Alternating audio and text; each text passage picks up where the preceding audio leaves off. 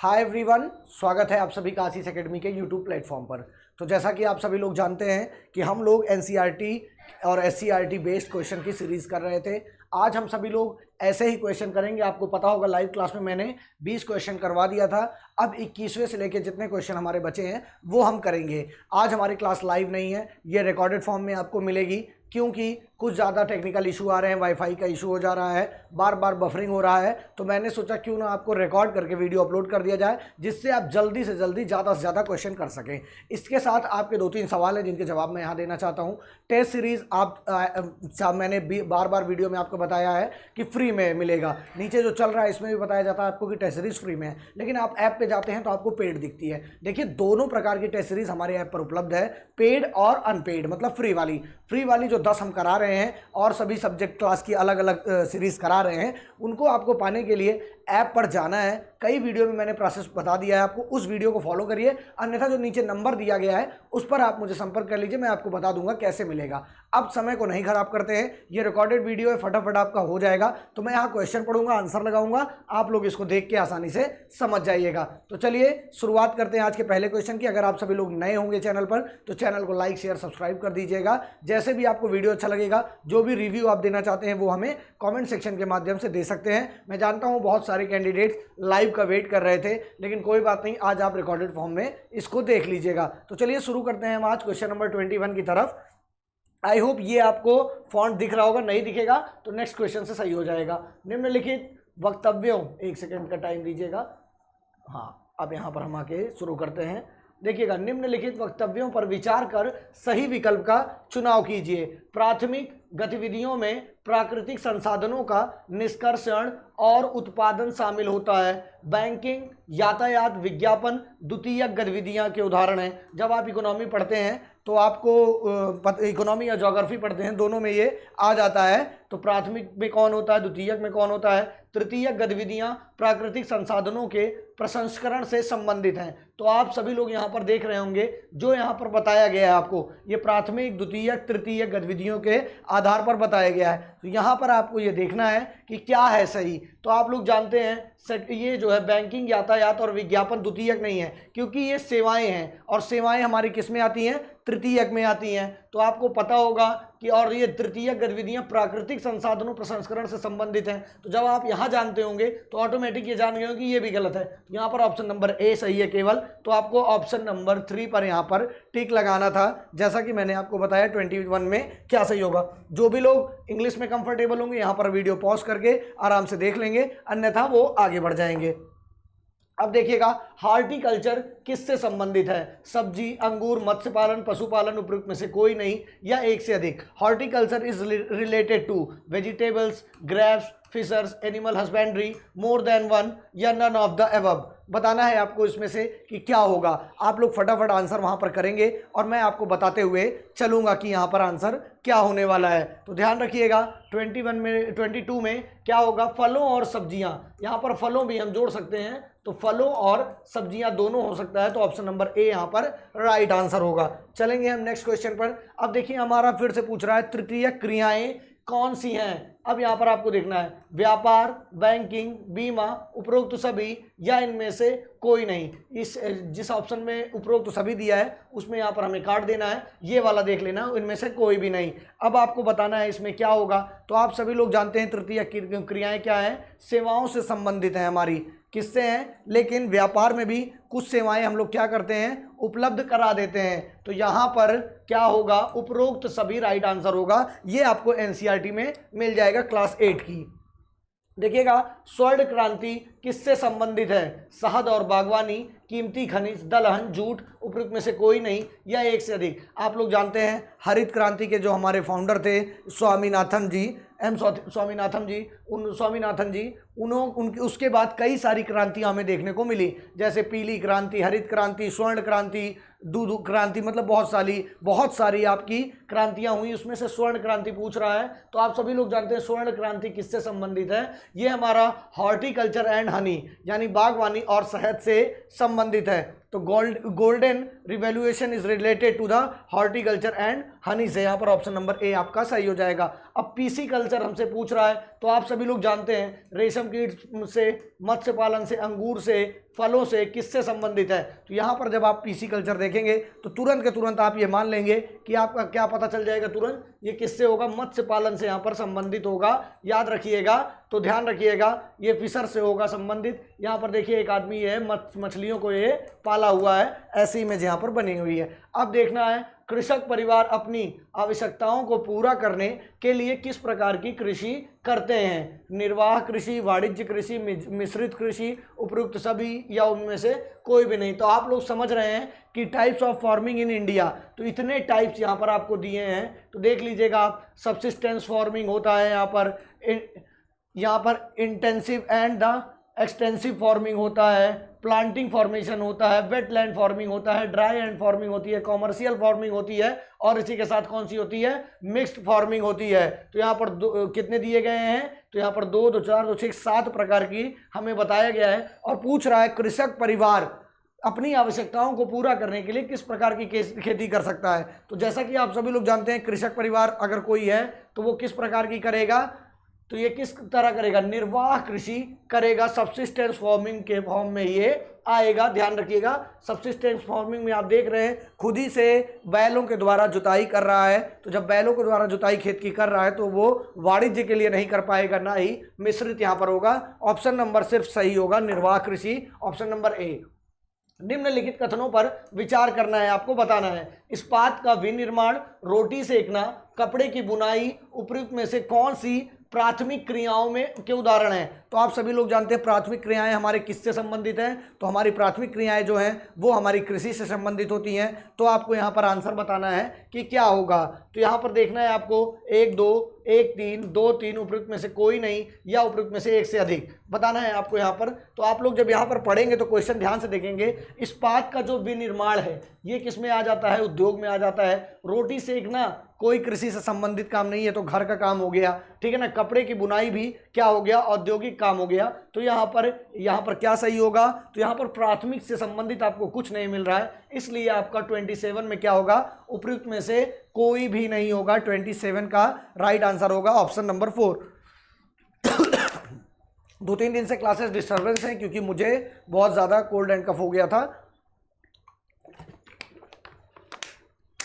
कोई बात नहीं है, आगे बढ़ते हैं। अगर आपको ऐसा लग रहा होगा कि स्पीड स्लो है तो आप लोग 1.5, 1.2x पर आराम से करते हुए चल सकते हैं।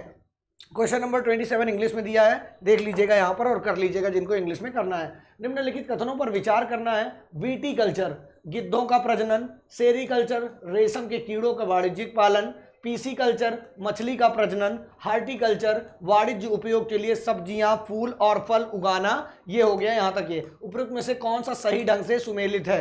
देखिए अभी हमने इन चारों पर डिस्कस किया है। अगर आपने ध्यान से वीडियो देखा होगा तो इसका आंसर आप विद इन अ सेकेंड आप इसका आंसर करने में क्या होंगे, सक्षम होंगे। तो यहाँ पर देखना है कौन सा ढंग से सुमेलित है, तो आप लोग बताएंगे यहाँ पर कौन सा ढंग से सुमेलित है। 1, 2, 3, 2, 3, 4, 1, 2, उपयुक्त सभी या इनमें से कोई भी नहीं बताना है आपको यहाँ पर क्या होगा। तो आप लोग देख रहे होंगे वीटी कल्चर जो है यहाँ पर आपको दिख रहा होगा, क्या दिख रहा होगा, गिद्धों का प्रजनन है। तो आपको बताना है कि इसमें कौन सा सही है। तो 28 में जैसा कि देख रहे हैं पहला ही हमारे गलत दिख रहा है, बाकी सेरी कल्चर, पीसी कल्चर, हार्टिकल्चर ये तीनों हमारे सही हैं। तो आप सभी लोग कमेंट सेक्शन में बताएंगे वीटी कल्चर किससे संबंधित है। कमेंट करके फटाफट लिख दीजिएगा, मैं देखूंगा जितने लोग लाइव में आते हैं क्या वो जवाब दे पा रहे हैं या नहीं दे पा रहे हैं। तो यहाँ पर 1 जिसमें नहीं है वही सही होगा, तो ये काट दीजिए, ये काट दीजिए, ये उपयुक्त तो सभी तो हो ही नहीं सकता है। तो 2, 3 एंड 4 यहाँ पर राइट आंसर होगा। चलिए ये इंग्लिश में दिया है, आप लोग देख लीजिएगा, 1 सेकंड का मौका दे रहा हूँ, रोक की वीडियो इंग्लिश में पढ़ के आराम से आंसर कर दीजिएगा। हरियाणा का कौन सा शहर साइबर सिटी कहलाता है। तो आप सभी लोग जानते हैं हरियाणा का कौन सा शहर साइबर सिटी कहलाता है। तो जब आप कभी भी हरियाणा आए होंगे या दिल्ली आए होंगे तो सभी लोग एक स्थान पर घूमने जाते हैं, कहाँ, साइबर हब। बहुत बढ़िया सुंदर प्लेस है, जैसे लगता है कि आप इंडिया से बाहर पहुंच गए हैं। तो ये कहाँ पर अवस्थित है, तो ये पूछ रहा है इसमें कि साइबर सिटी कहलाता है कौन सा हरियाणा का स्थान। तो आप लोग सभी जानते हैं कौन सा कहलाता है, तो यहाँ पर Gurugram is the right answer होगा, ऑप्शन नंबर 2। कभी अगर आप नहीं आए हैं और आने का मौका मिलता है तो ज़रूर यहाँ पर आके घूमिएगा, बहुत शानदार है। लेकिन यहाँ पर सब प्राइवेट नौकरी करने वाले ही मोस्ट ऑफ रहते हैं। कौन सा उद्योग विश्व के प्राचीनतम उद्योगों में से एक है? बताना है आपको। सूती वस्त्र, इस्पात उद्योग, पेट्रोलियम, चीनी उद्योग, उपयुक्त में से कोई नहीं या एक से अधिक। Which industries is one of the oldest industries in the world? Cotton, textile, steel industries, petroleum, sugar industries या मोर देन वन या none of the above? Answer आपको किसका करना है? 30 का। फटाफट जितने लोग लिख पाएंगे कमेंट सेक्शन में वो जरूर लिखते हुए साथ में चलेंगे। तो कॉटन टेक्सटाइल जो है हमारी वो सबसे पुरानी है। या आपको पता होगा कि सूती का व्यापार करते थे हमारे यहाँ जब अंग्रेज आए हुए थे। तो ये सारी चीजें आपके सामने यहाँ पर मिल जाएंगी आपको। चलिए ध्यान दीजिएगा, यहाँ पर कुछ डिटेल्स और भी ऐड की गई हैं। द ओल्डेस्ट कंपनी, अच्छा सारी जितनी पुरानी कंपनियां हैं वो यहाँ पर शो की गई हैं। मत्स्य तेल निर्माण आधारित उद्योग है। कृषि, खनिज, समुद्र, वन, उपयुक्त में से कोई नहीं या एक से अधिक? बताना है। Fishers is an oil manufacturing based industries, मतलब कहाँ? मत्स्य तेल निर्माण आधारित उद्योग कौन सा होगा? तो क्वेश्चन नंबर 31 का आंसर आपको फटाफट करना है। तो आप सभी लोग जानते हैं तो जो मत्स्य हैं ये कहाँ पर मोस्ट ऑफ पाई जाएंगी? तो सी में पाई जाएंगी, समुद्र। यहाँ पर ऑप्शन नंबर 3 राइट आंसर होगा। ध्यान दीजिएगा, आप वीडियो से एक चीज आप अपने आप को फायदा पाएंगे कि आपका समय का जो नुकसान है वो नहीं हो रहा है। फटाफट वीडियोस में हम लोग आंसर करते हुए आगे बढ़ जाएंगे। उद्योगों का किस आधार पर वर्गीकृत किया जा सकता है? और एक बात बताऊं, अभी आज आपने देखा होगा एक हाईकोर्ट का मामला आया है जिसमें 65% आरक्षण को निरस्त कर दिया गया है। तो इससे कुछ ना कुछ प्रभाव पड़ेगा। तो आप लोग निश्चिंत होकर अपनी तैयारी करते रहिए। जैसे ही अभी जैसे स्टेटमेंट देखने को मिला था सम्राट चौधरी जी का, डिप्टी सीएम है बिहार के, उन्होंने कहा कि हम नीतीश जी के इस निर्णय को चुनौती देंगे, मतलब ले जाके सुप्रीम कोर्ट में वहां पर कहेंगे कि हमें न्याय दें। देखिए क्या होता है उसमें, वो तो आगे आने वाला समय ही बता पाएगा। लेकिन आप लोग को क्या करना है? अपनी तैयारी नहीं छोड़ना, अपनी एक सीट के लिए आपको फाइट करना है ना कि पूरे समाज के लिए। अभी आप अपनी एक सीट के लिए फाइट कर लीजिए। आप एक शिक्षक बन जाइए टीआरई 3 के, उसके बाद टीआरई 4, टीआरई 5, टीआरई 6 में जब आने वाला समय है उसमें आप अपनी पूरी लड़ाई अच्छे से लड़िएगा। बताना है आपको उद्योग को किस आधार पर वर्गीकृत किया जा सकता है? क्लासिफिकेशन ऑफ इंडस्ट्रीज, बताना है किस बेसिस पर? कच्चा माल, आकार, स्वामित्व, उपरोक्त सभी, उनमें से कोई नहीं? बताइए। जिसमें भी उपरोक्त सभी उसमें से एक से अधिक का ऑप्शन ये कटा हुआ है, ये आपको अंडरस्टैंड होना चाहिए, ये आपको खुद से समझ में आना चाहिए। देखना है 32 का आंसर आपको फटाफट बताना है। तो यहाँ पर क्या होगा आप देखेंगे, उपरोक्त सभी यहाँ पर सही होगा, क्योंकि किसमें वर्गीकृत किया जाएगा? तो स्वामित्व पर, आकार पर, कच्चे माल पर। देखिए क्लासिफिकेशन ऑफ इंडस्ट्रीज किस पे बेस पर? तो बेस ऑफ साइज, देख लीजिए, base of raw material, base of product, base of ownership. तो ये 4 हैं। इसके बाद 4 के बाद इसके सब पॉइंट्स यहाँ पर दिए गए हैं, देख लीजिएगा। जैसे बहुत छोटे छोटे, स्मॉल, लार्ज, ये सारी चीजें इसमें मेंशन होती हैं। खाद्य संसाधन ... आधारित उद्योग है। खनिज, समुद्र, कृषि, समुद्र, वन, उपयुक्त में से कोई नहीं या एक से अधिक? देखना यहाँ पर खाद्य संसाधन आधारित उद्योग है कौन सा? तो आपको खाद्य संसाधन कहाँ से मिलता है? तो ये क्वेश्चन देखते ही आप समझ जाएंगे। और ये किसका क्वेश्चन है? ये आप जान रहे हैं किसका क्वेश्चन है? एनसीईआरटी का। तो ये एग्रीकल्चर होगा, क्योंकि ये फूड रिसोर्सेज बेस्ड इंडस्ट्रीज इस कौन सी होगी? तो एग्रीकल्चर यहाँ पर सीधे सीधे राइट आंसर होगा, ऑप्शन नंबर 2। ठीक है ना, ध्यान रखिएगा। इसका पीडीएफ भी मैं आपको प्रोवाइड करवा दूंगा। प्राकृतिक रेशे कौन कौन है? ऊन, सिल्क, कपास, उपरोक्त तो सभी, इनमें से कोई नहीं या एक से अधिक? आपको पता होगा प्राकृतिक रूप से इनमें से हम तीनों चीज को पाते हैं। कोई भी ऐसा नहीं है जो हम क्या करते हो, कोई भी ऐसा इसमें ऑप्शन नहीं जो हम खुद बनाते हो। ठीक है ना, तो ये हमें सारी चीजें प्राकृतिक रेशे के रूप में प्राप्त होती हैं। तो ध्यान रखिएगा, ऑल ऑफ दीज होगा यहाँ पर, उपरोक्त सभी होगा राइट आंसर, ऑप्शन नंबर 4 के साथ हम आगे बढ़ेंगे।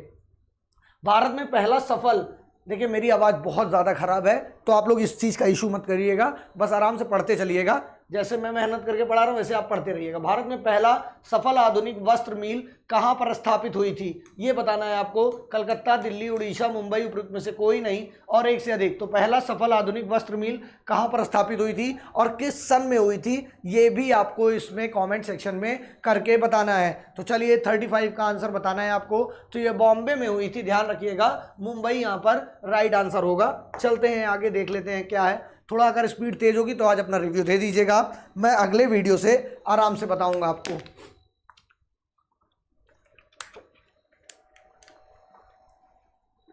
यहां पर देखिएगा आप, अहमदाबाद किस नदी पर स्थित है? लूनी, कोसी, साबरमती, गंगा, उपयुक्त में से कोई नहीं या एक से? देखिए कितना सुंदर नजारा अहमदाबाद का दिख रहा है और ये रिवर है। बताइए कौन सी नदी ये जो है बह रही है?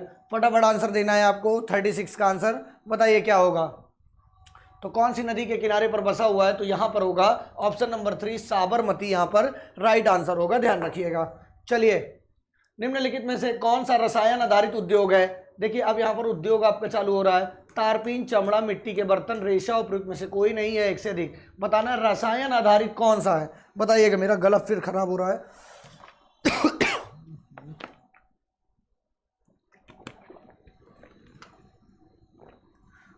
बताइएगा क्वेश्चन नंबर 37 यहाँ पर क्या होगा? तो रेशा जो है, फाइबर जो है, वो इस किससे आधारित है? रसायन आधारित होता है, तो ध्यान रखिएगा, ठीक है ना। चलिए, टिस्को, इसकी स्थापना किस वर्ष हुई थी और ये कहाँ पर है, ये भी आपको बताना है। नदी मैं बता दूंगा आपको।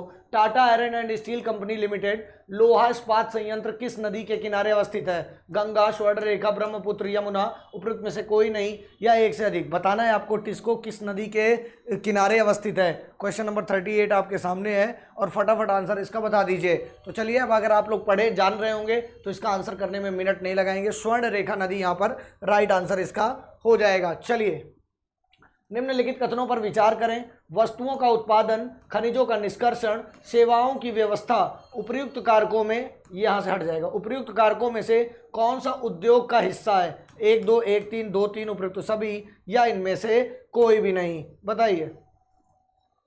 क्वेश्चन नंबर 39 यहाँ पर है।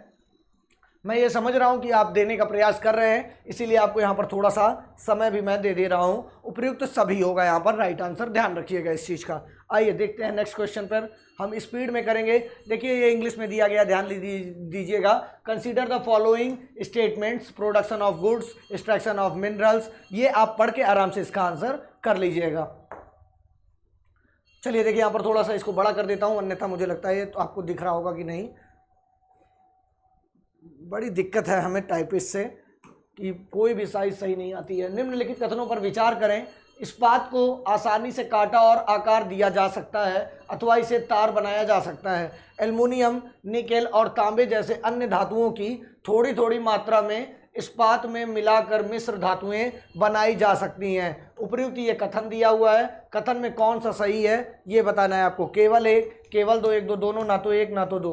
बताइएगा, 4 ही ऑप्शन में आंसर यहाँ पर कर दीजिएगा फटाफट आप सभी लोग। क्वेश्चन नंबर 40 का आंसर आपको बताना है। तो आप जैसा क्वेश्चन पढ़े और आप देख रहे होंगे तो यहाँ पर आपको दोनों समझ में आ रहा होगा कि ये दोनों ही सही स्टेटमेंट यहाँ पर दिए गए हैं। चलिएगा देखिएगा, निम्नलिखित कथनों पर विचार करें। टेक्सटाइल शब्द लैटिन भाषा के टेक्सचरे से लिया गया है, तो ध्यान रखिएगा। प्राकृतिक रेशे ऊन, रेशम, कपास, लिनन और जूट से प्राप्त होते हैं। उपर्युक्त कथनों में कौन सा सही है? लिनन आप जान रहे हैं, जो नेता लोग हमारे पहनते हैं, बहुत डॉट डॉट डॉट हल्के हल्के छेद दिखते हैं, वो लिनन कॉटन के अंतर्गत आता है और ये महंगा भी मिलता है काफ़ी। तो बताना है इसमें केवल एक, केवल दो, एक दो, दोनों, ना तो एक ना तो दो। बताइएगा आंसर फटाफट। देखिएगा 41 का आंसर आप लोग कर दीजिएगा। क्या होगा यहाँ पर? तो इसमें भी आप देख रहे हैं जो दोनों चीज़ें दी गई हैं। टेक्सटाइल शब्द का जो प्रयोग है वो लैटिन भाषा से ही, टेक्सियरे से ही लिया गया है और प्राकृतिक रेशे के रूप में इतने जितने दिए गए हैं सब यहाँ पर होंगे। तो ऑप्शन नंबर 1 और 2 यहाँ पर राइट आंसर होगा, ध्यान रखिएगा। तेजी से करेंगे हम तो जल्दी से ही सारे क्वेश्चन खत्म हो जाएंगे। हो सकता है आपको इस तरह पसंद भी आए।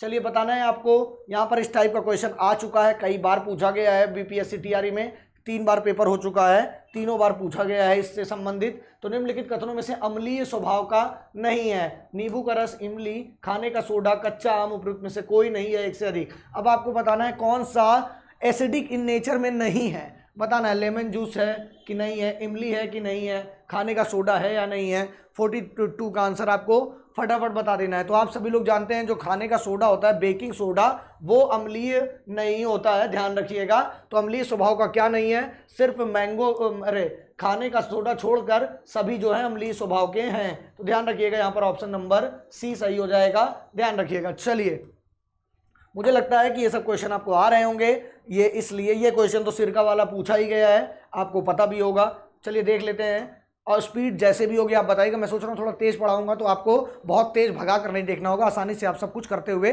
आगे बढ़ जाएंगे। सिरके में डॉट डॉट डॉट अम्ल उपलब्ध है। एसिटिक, साइट्रिक, फॉर्मिक, टार्ट्रिक, उपयुक्त में से कोई नहीं है एक से अधिक। देखिए जो ऑप्शन दिए गए हैं, अगर इसमें से आपको सब ऑप्शन आ रहे हैं तो सब का बताइएगा। आपका यहाँ पर समय बचाया गया है तो आपको समय का उपयोग भी करना है। 43 में आंसर बताना है आपको क्या होगा। तो सिरका जो होता है कैसा होता है, vinegar contains the acetic acid, ध्यान रखिएगा एसिटिक एसिड यहाँ पर राइट आंसर होगा, याद रखिएगा। मैं आप बहुत क्षमा प्रार्थी हूँ कि आप लोगों की ज़्यादा क्लास नहीं करवा पा रहा हूँ, क्योंकि आप सभी लोग जानते हैं, लेकिन मैंने आपके लिए जो फ्री टेस्ट सीरीज दी है वो आप लोगों ने इतना कमेंट कर दिया है मुझे कि मुझे भी लग रहा है मैंने कुछ अच्छा काम आपके लिए कर पाया है। अब आपकी बारी अच्छा काम करने के लिए आशीष एकेडमी को फटाफट लाइक शेयर सब्सक्राइब कर डालिए। बताइएगा यहाँ पर एसिटिक एसिड होगा, ध्यान रखिएगा, विनेगर से संबंधित। आइए थोड़ा और जूम करते हैं जिससे आपको देखने में कोई भी समस्या ना आए। यहाँ पर देखिएगा निम्नलिखित कौन प्राकृतिक सूचक नहीं है, कौन सा प्राकृतिक सूचक नहीं है पूछ रहा है यहाँ पर। हाँ, नेचुरल इंडिकेटर नहीं है। हल्दी, गुलहड़ की पंखुड़ियाँ, लिटमस, इनमें से कोई नहीं है, इनमें से एक से अधिक। बताना है आंसर आपको क्या होगा यहाँ पर राइट आंसर, फटाफट बता दीजिएगा क्वेश्चन नंबर 44 का आंसर। तो आप लोग जान रहे हैं प्राकृतिक सूचक जैसा इसमें कुछ मतलब ऐसा नहीं है, ऐसा इसमें कोई भी पोर्शन नहीं है, तो इनमें से कोई भी नहीं होगा राइट आंसर, ध्यान रखिएगा। इसका मतलब हल्दी, गुड़हल की पंखुड़ियाँ, लिटमस, ये सभी क्या हैं, सभी के सभी प्राकृतिक सूचक हैं, ध्यान रखिएगा, ठीक है ना। इनमें से प्राकृतिक सूचक नहीं है तो इनमें से कोई भी नहीं है, ध्यान रखिएगा, तो मतलब सभी क्या है, प्राकृतिक सूचक है। देखिए साइंस का क्वेश्चन थोड़ा सा एक्सप्लेनेशन कम करूंगा आपको, क्योंकि आप जान रहे हैं कि टाइम भी कम है और ऊपर से हर चीज़ का जवाब भी उपलब्ध नहीं होता है। चूने के पानी में पाया जाने वाला हाइड्रोक्साइड क्या है, बताना है। पाया जाने वाला hydroxide, sodium hydroxide, potassium hydroxide पाया जाता है, या कैल्शियम, या इनमें से कोई भी नहीं, उपयुक्त में से एक से अधिक। बताइएगा आंसर इसका। चूने के पानी में पाया जाने वाला हाइड्रोक्साइड कौन सा होगा, सोडियम, पोटेशियम, कैल्शियम, या इनमें से कोई भी नहीं। 45 का आंसर आपको फटाक से करना है। तो जैसा कि आप जानते हैं कौन सा पाया जाता है, तो कैल्शियम हाइड्रोक्साइड चूने के पानी में पाया जाता है, यानी ऑप्शन नंबर आपका 3 यहाँ पर राइट आंसर होगा, ध्यान रखिएगा। चलिए नेक्स्ट क्वेश्चन पर चलते हैं और देखते हैं क्या है यहाँ पर। दूधिया मैग्नीशियम का सूत्र है, बताना है दूधिया मैग्नीशियम जो है उसका सूत्र क्या है। CaOH2 NaOH KOH MgOH2, उपयुक्त में से कोई भी नहीं या एक से अधिक। बताना है आपको, फटाफट बताइएगा। मिल्क ऑफ मैग्नीशिया देख रहे हैं आप, यहाँ पर नंबर 1 ब्रांड का लगा भी दिए, ऐड करवा रहे हैं। बताइएगा सूत्र क्या होता है। 46 का आंसर आपको बताना है। तो आप लोग अगर जान रहे होंगे दूधिया मैग्नीशियम का या मिल्क ऑफ मैग्नीशियम, इस फॉर्मूला क्या है, तो MgOH2 यहाँ पर इसका फॉर्मूला है, ध्यान रखिएगा, ठीक है ना। फटाफट करते हैं, आगे बढ़ते हैं। देखिए अम्लीय मृदा के उपचार के लिए किसका इस्तेमाल करते हैं, बताइएगा।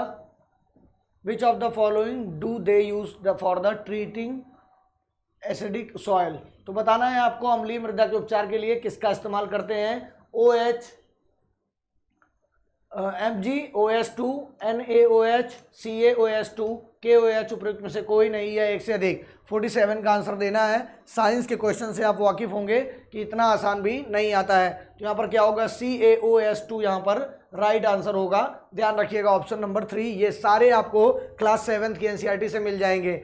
जल में अम्ल का घोल बनाने का यही तरीका है, कौन सा। अम्ल में पानी मिलाएं, पानी में एसिड मिलाएं, एसिड और पानी को साथ मिलाएं, एक उथले कंटेनर में एसिड में पानी मिलाएं, उपयुक्त में से कोई नहीं या एक से अधिक। बताना है this is how to prepare a solution of acid in water. बताइएगा जल में अम्ल का घोल बनाने का यही तरीका है, कौन सा तरीका है यहाँ पर ये आपसे पूछ रहा है, फटाफट बताना है।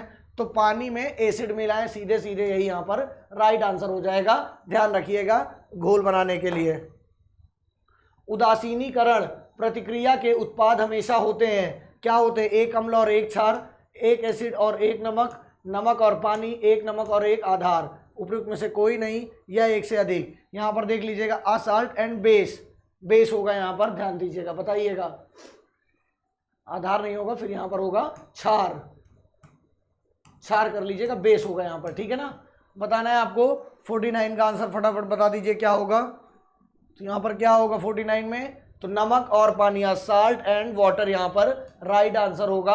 याद रखिएगा उदासीनीकरण प्रक्रिया के उत्पाद हमेशा क्या होते हैं, नमक और पानी होते हैं। हल्दी एक प्राकृतिक सूचक है, इसके पेस्ट को अम्ल और क्षार में अलग अलग मिलाने पर कौन सा रंग दिखाई देंगे? अम्ल और क्षार दोनों में पीला, अम्ल में पीला क्षार में लाल, अम्ल में गुलाबी क्षार में पीला, अम्ल में लाल क्षार में नीला, उपयुक्त में से कोई नहीं या एक से अधिक। तो देखिए यहाँ पर आपको अलग अलग तरीके से मिलाकर दिखाया गया है, अब आप यहाँ पर कंफ्यूज हो जाएंगे। तो हल्दी के लिए क्या होता है ये मैं आपको बता देता हूँ। तो ये देखिएगा yellow in acid and red in alkali, ठीक है ना, ध्यान रखिएगा।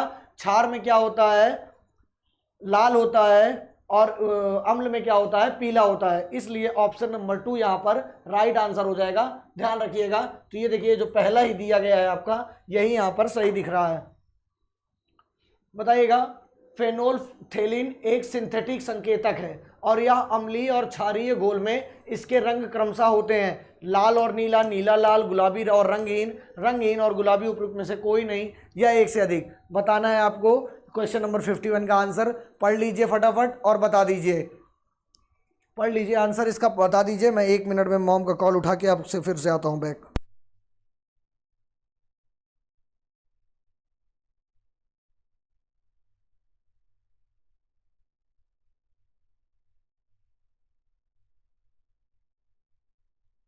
तो यहाँ पर क्या होगा, तो यहाँ पर होगा रंगहीन और कलरलेस एंड पिंक।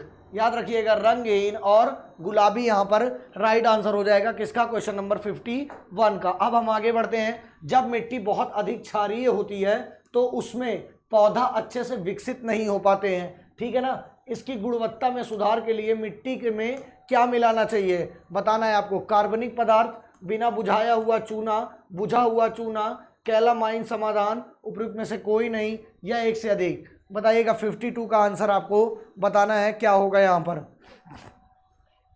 तो आप जानते हैं क्या मिलाना होगा, ऑर्गेनिक मैटर मिलाना होगा इसमें, ध्यान रखिएगा कार्बनिक पदार्थ यहाँ पर मिलाना होगा। याद रखिएगा क्वेश्चन नंबर आपका 52 में ऑप्शन नंबर ए सही होगा। लिटमस एक प्राकृतिक रंग निम्नलिखित में से किसका अर्क है? बताना है आपको। लिटमस जो है वो एक प्राकृतिक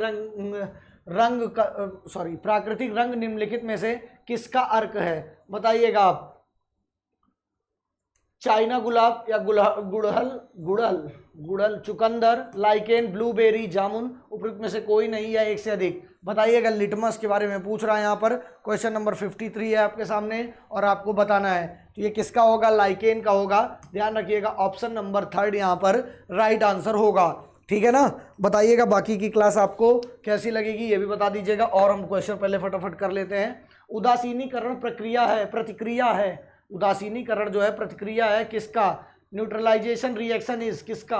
भौतिक और प्रतिवर्ती परिवर्तन, भौतिक परिवर्तन जिससे उल्टा नहीं किया जा सकता। रासायनिक और प्रतिवर्ती परिवर्तन, रासायनिक परिवर्तन जिसे उल्टा नहीं किया जा सकता, उपयुक्त में से कोई नहीं या एक से अधिक। आंसर बताना है आपको, फटाफट दीजिएगा आंसर इसमें क्या होगा। 54 का आंसर आपको यहाँ पर फटाक से बताना है कि क्या होगा। तो आप सभी लोग जानते हैं क्या होगा, किसकी प्रतिक्रिया है, तो रासायनिक परिवर्तन जिसे उल्टा नहीं किया जा सकता। यहाँ पर ऑप्शन नंबर 4 राइट आंसर होगा। Chemical change which can not be reverse, तो ध्यान रखिएगा इसको रिवर्स नहीं किया जा सकता। एक घोल हल्दी सूचक का रंग पीले से लाल कर देता है, कौन सा है, क्या समाधान है उसका? क्षारीय, अम्लीय, न्यूट्रल, या तो न्यूट्रल या अम्लीय, उपयुक्त में से कोई नहीं या एक से अधिक। बताइएगा आप फटाफट। क्वेश्चन नंबर 55 का आंसर आपको बताना है कि क्या होगा। तो क्या होगा यहाँ पर क्षारीय होगा। ध्यान रखिएगा option number A right answer होगा। निम्नलिखित में से किस पदार्थ के समूह में अम्ल होते हैं? बताना है आपको। निम्नलिखित में से किसके पदार्थ में अम्ल होते हैं? बताइएगा। अंगूर, नींबू पानी, सिरका, साबुन, दही, मैग्नीशिया का दूध, दही और सिरका, उपयुक्त में से एक से अधिक या कोई भी नहीं। बताइए क्वेश्चन नंबर 56 आपके सामने है, इसका आंसर आपको देना है। तो यहाँ पर आप जान रहे हैं जो निम्नलिखित में किस पदार्थ में समूह में अम्ल होते हैं, तो वो किस में होते हैं? दही और सिरका के समूह में अम्ल होते हैं। देखिएगा रंगहीन विलयन में फिनोल्फथेलिन सूचक मिलाने पर कोई परिवर्तन नहीं देखा जाता है। इस समाधान की की प्रकृति क्या है? बताना है आपको। क्षारीय, या तो अम्लीय या क्षारीय, या तो अम्लीय या उदासीन, क्षारीय या उदासीन, उपयुक्त में से कोई नहीं, या एक से अधिक। बताना है आपको। फटाफट बता दीजिए इसका आंसर क्या होगा। 57 का आंसर आपको बताना है। यहाँ पर होगा आइदर एसिड और न्यूट्रल, तो या तो क्षारीय या उदासीन। ध्यान दीजिएगा, ऑप्शन नंबर 3 यहाँ पर राइट आंसर होगा, याद रखिएगा।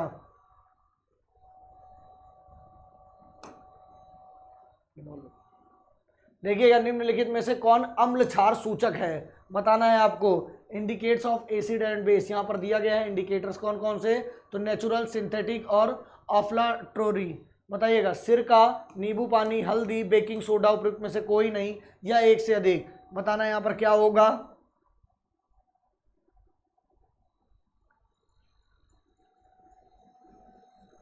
बताइएगा। 58 का आंसर आपको देना है, क्या होगा यहाँ पर। तो अम्ल और क्षार का सूचक क्या है? टर्मरिक है, याद रखिएगा। ऑप्शन नंबर सी यानी हल्दी यहाँ पर राइट आंसर होगा। चलिए आगे बढ़ जाते हैं। देखिएगा, रासायनिक परिवर्तन में निम्न में से कौन सी घटनाएं हो सकती हैं? रंग में परिवर्तन, किसी गैस का बनना, ऊष्मा प्रकाश का उत्सर्जन, इनमें से सभी, उपयुक्त में से कोई नहीं। बताइएगा। Before would chemical. चलिए, ये ऐसे ही फिगर लग गया यहाँ पर। बताइएगा। 59 का आंसर बताना है आपको, क्या होगा। तो आप देख रहे हैं, रासायनिक परिवर्तन में निम्न में से कौन सी घटनाएं हो सकती हैं? तो सारी घटनाएं हो सकती हैं। रंग का परिवर्तन हो सकता है, किसी गैस का भी बनना कोई बड़ी बात नहीं है इसमें, और ऊष्मा प्रकाश का उत्सर्जन भी हो सकता है। इसलिए ऑप्शन नंबर 4 इनमें से सभी यहाँ पर राइट आंसर होगा, ध्यान रखिएगा। निम्न में कौन भौतिक परिवर्तन नहीं है? पानी का जमना, मोम का पिघलना, कागज का जलना, पानी में चीनी घुलना, उपयुक्त में से कोई नहीं, या एक से अधिक। बताइएगा इसका आंसर। कौन सा भौतिक फिजिकल चेंज नहीं है पूछ रहा है यहाँ पर, तो आपको बताना है। फटाफट बताइएगा। 60 में बर्निंग ऑफ पेपर जो है वो यहाँ पर कोई भी भौतिक नहीं है, ध्यान रखिएगा। परिवर्तन, तो यहाँ पर कागज का जलना कोई भी भौतिक परिवर्तन नहीं होगा। इनमें निम्न में से कौन सा रासायनिक परिवर्तन नहीं है? धातु में जंग लगना, चांदी का खराब होना, कागज का जलना, पानी का उबलना, उपयुक्त में से कोई नहीं, या एक से अधिक। आप देख रहे होंगे फिगर आपके सामने, बहुत बड़ा एक पार्ट रखा हुआ है लोहे का, और ये रेलवे ट्रैक का ही पार्ट दिख रहा है जैसा। बताना है आपको, तो क्या हो जाएगा। 61 आप फिगर देख के ही समझ जाएंगे कि क्या बता रहा है यहाँ पर। रासायनिक परिवर्तन नहीं है कौन सा, तो फिगर पर मत जाइएगा, ध्यान रखिएगा। यहाँ पर 61 में क्या होगा, तो बॉइलिंग ऑफ वाटर यहाँ पर राइट आंसर होगा। फिगर को बिल्कुल भी ध्यान मत दीजिएगा, ठीक है ना। चलिए, ऑप्शन नंबर 4 यहाँ पर सही हो जाएगा। लोहे को जंग लगाने से बचाने के उपाय हैं। बताइएगा। लोहे को पेंट करना, लोहे को ग्रीस करना, लोहे के ऊपर जिंक का लेप लगाना, इनमें से सभी, या इनमें से कोई भी नहीं। अब ये क्वेश्चन अगर हमारे घर वाले देखते हैं तो कहते हैं कि बताओ, इतने आसान आसान क्वेश्चन आए थे, हम बिना पढ़े इसको सही कर दे रहे हैं, तुम लोग साल साल भर पढ़ के तब भी सिलेक्शन नहीं पा रहे हो, है ना। सही है कि नहीं? बताइएगा। इसका आंसर फिर बता दीजिए करेक्ट एकदम। बताइए क्या होगा इसमें।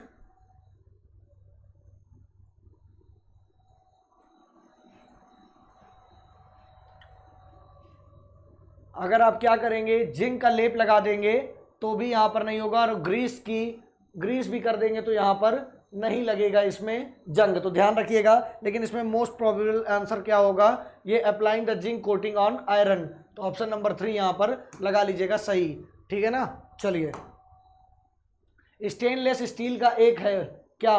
धातु, अधातु, मिश्र धातु, उपयुक्त में से कोई नहीं, या एक से अधिक। आपको पता होगा स्टेनलेस स्टील से ही गुजरात में एक जगह क्या बन रहा है, हाईवे बनाया जा रहा है। पहली बार भारत में ऐसा किया जा रहा है, तो वो स्टील के टुकड़ों से बनाया जा रहा है। कहाँ पर बन रहा है, क्या हो रहा है, सारी डिटेल्स आप बताइएगा। 63 का आंसर बताइएगा क्या होगा। तो ये क्या है, क्या है, ये एक मिश्र धातु है, ध्यान रखिएगा। ऑप्शन नंबर 3 यहाँ पर सही होगा। ये क्या होगा, एक मिश्र धातु के रूप में होता है स्टेनलेस स्टील। ओजोन परत का अपघटन है। भौतिक परिवर्तन, रासायनिक परिवर्तन, कोई परिवर्तन नहीं, इनमें से कोई नहीं, एक से अधिक। बताइएगा। जो आपका ओजोन लेयर है वो क्या है, ओजोन लेयर ही के कारण पृथ्वी पर जीवन जो है वो संभव हो सका है। बताइएगा। 64 का आंसर आपको फटाफट देना है, तो क्या होगा, ये एक केमिकल चेंज है, ध्यान रखिएगा। केमिकल चेंज, ठीक है ना, अपघटन होना उसका क्या है, केमिकल चेंज होता है, ठीक है। चलिए, निम्नलिखित में से कौन सा भौतिक परिवर्तन नहीं है? लोहे पर जंग लगना, मैग्नीशियम रिबन का दहन, मोमबत्ती जलना, मोम का पिघलना, उपयुक्त में से कोई नहीं या एक से अधिक। बताइएगा कौन सा भौतिक परिवर्तन, फिजिकल चेंज नहीं है। 65 का आंसर आपको बताना है। तो मेल्टिंग ऑफ वैक्स जो है वो कोई किसी भी प्रकार का फिजिकल चेंज नहीं है। तो ऑप्शन नंबर 4 यहाँ पर राइट आंसर हो जाएगा, ध्यान रखिएगा, ठीक है ना। निम्नलिखित में से कौन सा रासायनिक परिवर्तन है? अभी देखिए, तारों का टिमटिमाना, सब्जियों को पकाना, फलों को काटना, पानी का उबलना, उपयुक्त में से कोई नहीं या एक से अधिक। तो बताइएगा निम्नलिखित में से कौन सा रासायनिक परिवर्तन है। अब आपके सामने फिगर है, ये डिसाइड आपको करना है कि ये सही है फिगर या गलत है।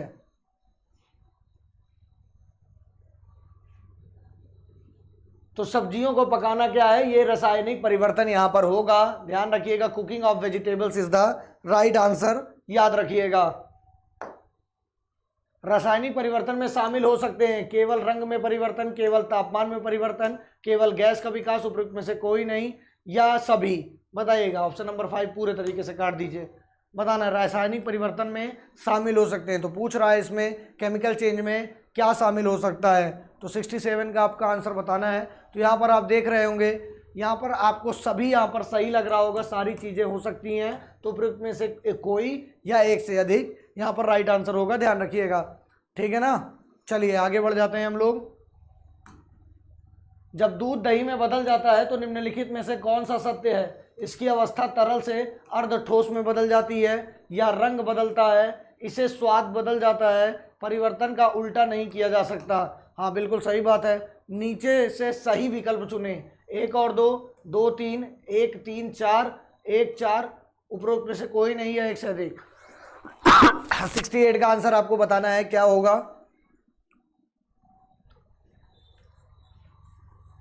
देखिए स्वाद जो ये जो रंग है, आपने देखा होगा दूध दही का रंग में कोई भी चेंजेस नहीं आता है, लगभग वही रहता है। तो ध्यान रखिएगा, कुछ लोग कहेंगे नहीं आ जाता है, तो ऐसा नहीं है, ध्यान रखिएगा। पहला, तीसरा और चौथा, यहाँ पर ऑप्शन नंबर 3 जो होगा वो राइट आंसर होगा, ध्यान रखिएगा। चलिएगा, एक आदमी ने लोहे से बने अपने मुख्य द्वार को लोहे से रंगवा दिया।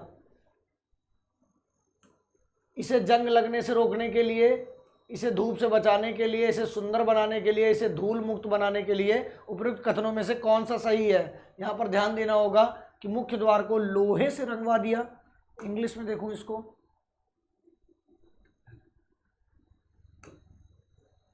बताइएगा जरा। तो क्वेश्चन नंबर 69 का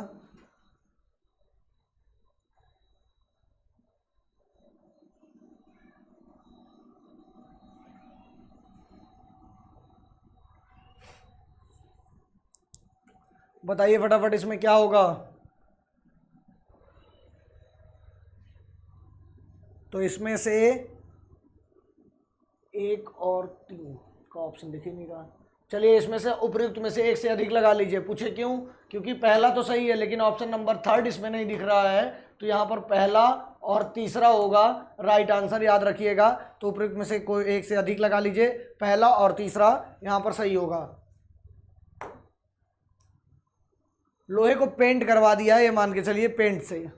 दिल्ली में कुतुब मीनार के पास लौह स्तंभ निम्नलिखित तथ्यों के लिए प्रसिद्ध है। इनमें से कौन सा तथ्य इसकी लंबी स्थिरता के लिए जिम्मेदार है? या 7 मीटर से अधिक ऊंचा है, इसका वजन लगभग 6000 किलोग्राम है, इसका निर्माण 1600 वर्ष से भी पहले हुआ था, इतनी लंबी अवधि के बाद भी इसमें जंग नहीं लगी है, उपयुक्त में से कोई नहीं है एक से अधिक। जो कुतुब मीनार के पास लौह स्तंभ है निम्नलिखित तथ्यों के लिए प्रसिद्ध है। तो किस तथ्य के लिए प्रसिद्ध है? क्वेश्चन नंबर 70 का आंसर आपको बताना है। तो यहाँ पर आप सीधे जान लीजिए कि ये इतनी लंबी अवधि के बाद भी इसमें जंग नहीं लगी है, इसलिए ये यहाँ पर राइट आंसर होगा, ऑप्शन नंबर 4, ध्यान रखिएगा। चलिए, गैल्वेनीकरण एक ऐसी प्रक्रिया है जिसका उपयोग निम्नलिखित में से किसमें जंग लगने से रोकने के लिए किया जाता है? लोहा, जिंक, एल्युमिनियम, तांबा, उपयुक्त में से कोई नहीं है एक से अधिक। बताइएगा।